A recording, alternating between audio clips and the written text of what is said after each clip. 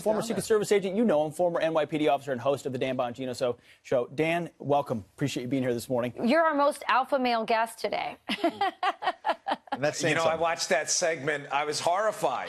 Listen, there's a cure for this beta maleism, you know?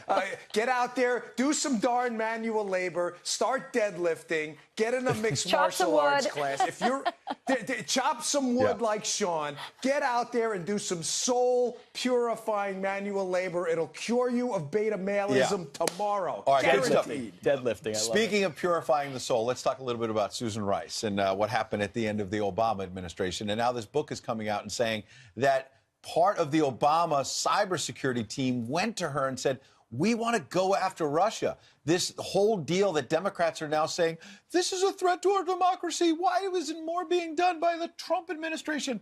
The Obama administration wanted to do something, and Susan Rice said no.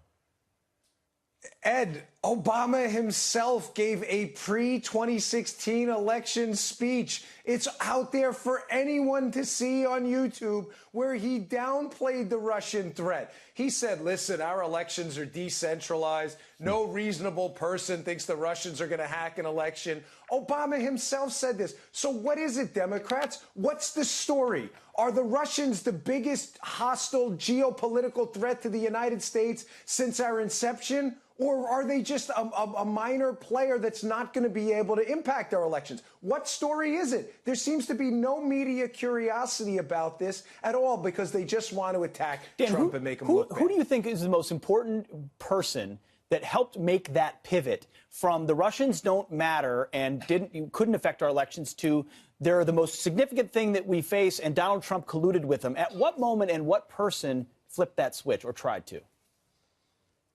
I think after the election, the Obama team needed to cover their tracks. Who specifically, outside of the man himself, Barack Obama? I'm not sure. I know John Brennan's a major player in this.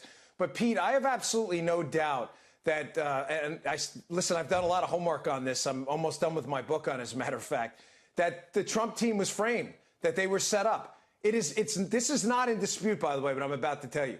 You know that game, 6 Degrees of Kevin Bacon, where everything gets back to Kevin Bacon? They should call this game 6 Degrees of Hillary Clinton. Look at every single source of information, negative information about the Trump team and their so-called collusion that didn't happen. Every single source is somehow connected to Hillary Clinton or somebody Hillary Clinton and her team. Andrew McCabe. I challenge you to find me another one. Every source. We're going to move on. We're going to move on to Downer, everyone. Okay, Dan, let's talk about immigration, because it's still a hot topic. We have Senator Kamala Harris, who's now come out and defended the mayor of Oakland, who alerted all the, felons and criminals, illegal aliens about the ICE raids. What's going on here? Are the Democrats trying to make ICE are the bad guys? Is this like a campaign platform for them now? Yeah, it is. I mean, listen, Democrats, to Democrats, immigration is not about immigrants. Folks, I'm sorry, but if you think that, you have been wildly misled.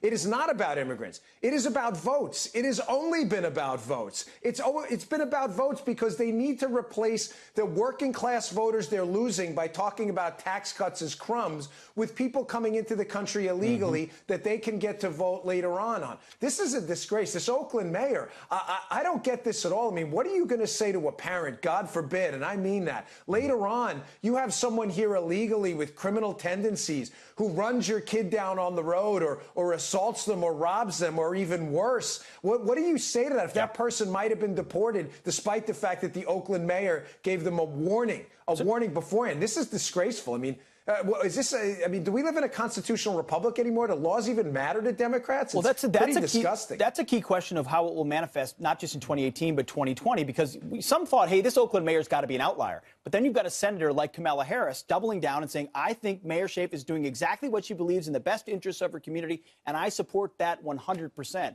You also have headlines like this from The Nation saying it's time to abolish ICE. So will we get to a point where conservatives and Republicans say, hey, our laws need to matter and we support immigration policies, and the left says we shouldn't have ICE at all? Is that really where we're going? Yes, I mean, they're entirely hypocrites on this, the Democrats. I mean, listen, Obamacare was a disaster for me, total disaster. But Democrats' position on that was, hey, man, it's the law. You got to follow it no matter how bad the stink level of Obamacare was. But then when it comes to immigration, well, that law, that doesn't really matter. Well, why? Because immigrant communities will largely vote just based on historical records for Democrats, where they can give away, they can. Really quick, they lost on that. Why would they double down on immigration when that's why they lost this election? The presidential Because, Rachel, they don't have anything else. What are they going to run on? We're going to hike your taxes. We're going to take your health care and send your kids to a crap school. What's their campaign side for 2020 other than illegal immigrants? Please vote for us. They don't. What's their backup plan? Yeah. They don't have a backup plan. They don't have a platform. All right, you heard it there. Alpha male Dan Bongino. Appreciate it. Genius is rarely recognized at the time it occurs. Greatness most often realized not in the moment, but rather in retrospect. As President Trump waged his unique battle to get North Korea's dictator Kim Jong-un to the bargaining table, he was roundly criticized for his style, telling Kim Jong-un as he continued to launch his nuclear warheads on intercontinental ballistic missiles that Kim would be met with fire and fury like the world has never seen. And Trump threatening in no uncertain terms that his nuclear button was bigger and more powerful than the dictator's. And in that back and forth, Kim threatens to send a birthday gift on Independence Day to the American bastards. The name-calling was unprecedented. Madman, rogue, gangster, frightened, barking dog, dotard, rocket man, little rocket man. The criticism, of course, by the American media was relentless. The narrative was that Trump was instigating a nuclear holocaust, that the United States was giving Kim Jong-un no out other than nuclear war. This, in spite of the fact that Kim was repeatedly launching ballistic missiles, threatening their reach to Guam, Hawaii, and the mainland. Trump, of course, in his usual fashion, was undeterred, all the while continuing to impose a slew of economic sanctions, warning that if forced to defend ourselves or our allies, we would have no choice but to totally destroy North Korea. So here we are, March 10th. Little rocket man seeking to sit down with the President of the United States. Never in our history or theirs has this happened. No other president could accomplish this. Not Jimmy Carter, Ronald Reagan, George H.W. Bush, not Bill Clinton, not George W. Bush, and certainly not Barack Obama. All either incapable or unwilling to confront a predictable impending disaster that Trump warned of in 1999, long before he became president. Don't believe me? Listen to the president just 2 hours ago. You know, they're saying, oh, well, Obama could have done that. Trust me, he couldn't have done that. He wouldn't have done that. He would not have done it. And by the way, neither would Bush and neither would Clinton. And they had their shot, and all they did was nothing. In the case of Bill Clinton, it's even worse. He gave more than $4 billion to Kim's father in exchange for North Korea's disbanding and dismantling its nuclear weapons program. This is a good deal for the United States. North Korea will freeze and then dismantle its nuclear program. South Korea and our other allies will be better protected. The entire world will be safer as we slow the spread of nuclear weapons. The United States and international inspectors will carefully monitor North Korea to make sure it keeps its commitments. Yeah, that worked out real well, Bill. Not only did they not keep their commitment, they built a nuclear armament to threaten our people. So much for the Bill Clinton, Neville Chamberlain appeasement approach to dictators.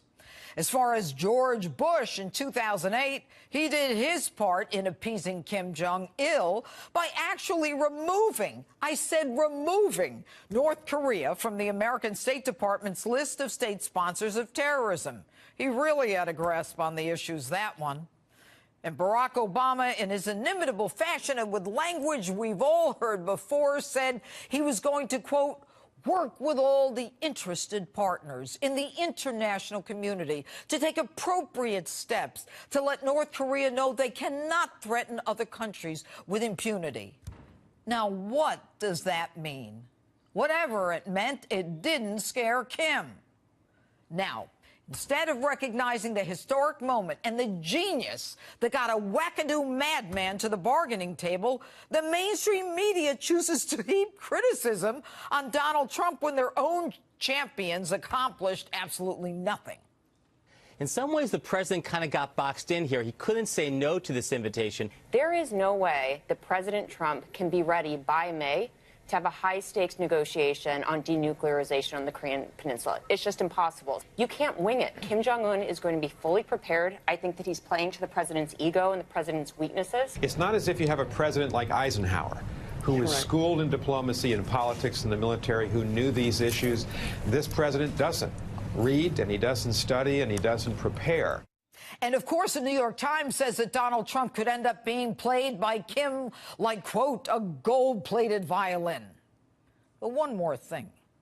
Kim Jong-un knows full well that he comes to discuss full-blown denuclearization, full nuclear disarmament, not a freeze, not a reduction. And he also knows he is not dealing with a Barack Obama who buckles to dictators like in Iran when he caved and gave $150 billion, taxpayers' dollars, to so-called stop the development of a nuclear bomb. And get this, we're not even in a position to verify or monitor if there is nuclear disarmament or even do site inspections. And rest assured, there will be no cash sent on unmarked planes in various world currencies. Count on a new and totally different agreement with teeth with Donald Trump. It was Trump's genius in crippling economic sanctions that brought this dictator to his knees. And although the mainstream media is worried, predicting that Trump will be outsmarted and outplayed by this dictator, in truth, the only people who need to be worried are the North Koreans. Donald Trump is more than the man Kim thinks he is. He has already outsmarted him, and that can get us a peace deal that will certainly last a long, long time.